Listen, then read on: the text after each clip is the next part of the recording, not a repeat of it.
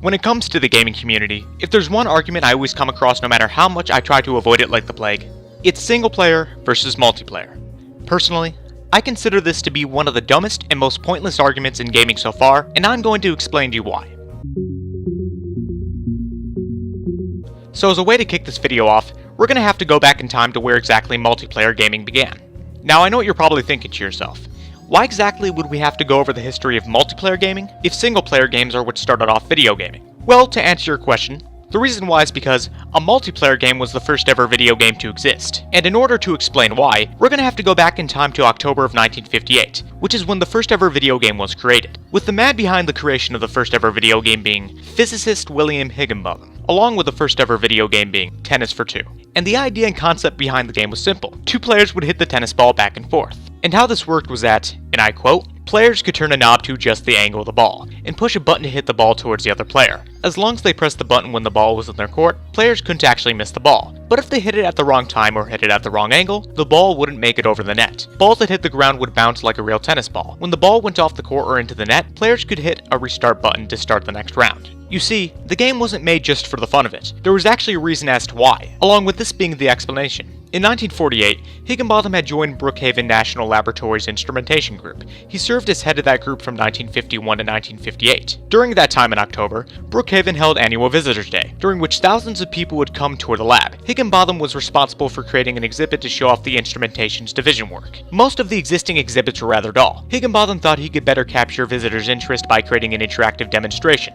He later recalled in a magazine interview that he had thought it might liven up the place to have a game that people could play, and which would convey the message that our scientific endeavors have relevance for society. The instrumentation group had a small analog computer that could display various curves, including the path of a bouncing ball on an oscilloscope. It took Higginbotham only a couple of hours to conceive the idea of a tennis game, and only a few days to put together the basic pieces. Having worked on displays for radar systems and many other electronic devices, Higginbotham had no trouble designing the simple game display. And so, this is how Tennis for Two was created. And so, as time went on, plenty of other multiplayer games such as Pong were created, along with plenty of others throughout the years, and thus, the rest is history.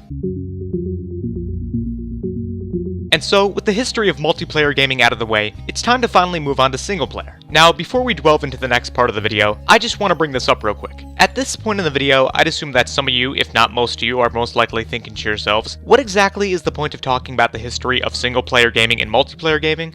If the whole point of the video is to talk about why exactly the debate about multiplayer versus single player is stupid. Well, to answer your question, keep watching until the end of the video, and it'll all make sense. I can promise you that.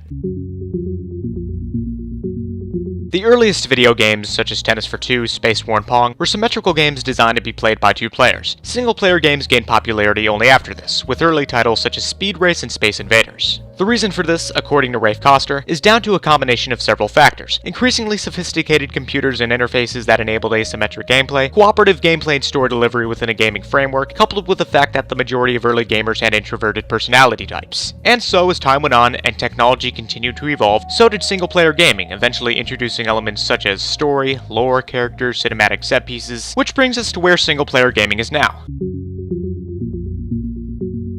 And so now, with all of this out of the way, we can finally get to what I actually want to say, what the point of this video is. You see, the reason I even brought up the history of single-player gaming and multiplayer gaming in this video wasn't just for the purpose of talking about the origins of both parts of gaming. It was to talk about how important both aspects of gaming are. If it wasn't for the existence of single-player gaming, then we wouldn't have franchises such as Fallout and Doom. And if it wasn't for the existence of multiplayer gaming, then we wouldn't have franchises such as Team Fortress and Overwatch. And if it wasn't for the existence of both, then we wouldn't have this thing called co-op gaming, which, in a way, has brought gamers together more than ever. In order for gaming to be at its strongest and best, we need the existence of single-player and multiplayer to coexist with one another. If one or the other didn't exist, then where would that leave us as gamers? In order for gaming and the gaming community as a whole to be at its strongest, we need as many options as possible. Take away the diversity and variety that multiplayer gaming and single-player gaming gives us, and what do you have left? Not that much. So maybe instead of arguing about whether single player is better than multiplayer or vice versa, instead, we come together as a community and try to bring out the best in both. Because, at the end of the day, for all the pros and cons that single player gaming has, multiplayer gaming has just as many. And in a strange way,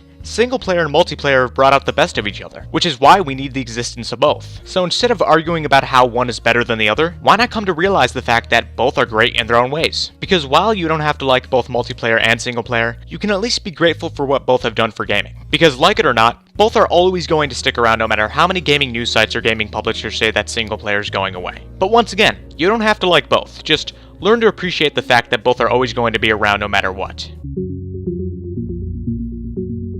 So, moral of the story is, single player versus multiplayer is a completely dumb and irrelevant argument because, at the end of the day, both are always going to stick around to please different types of audiences. Because, after all, believe it or not, at the end of the day, some people like multiplayer, some people like single player, and some people like both. Because if we as humans didn't have different opinions or life experiences, then life would be pretty boring, and that's just the bottom line of it. And so, that brings us to the end of the video. If you enjoyed it, then make sure to leave a like, comment, subscribe, and share on social media, or if you're on Vidme, then make sure to leave an upvote or, once again, a comment. Any support would be appreciated and it would really help me out. But without further ado, that's all I had to say. I hope you enjoyed this video and I'll see you all next time. But until then, I'm out. Peace.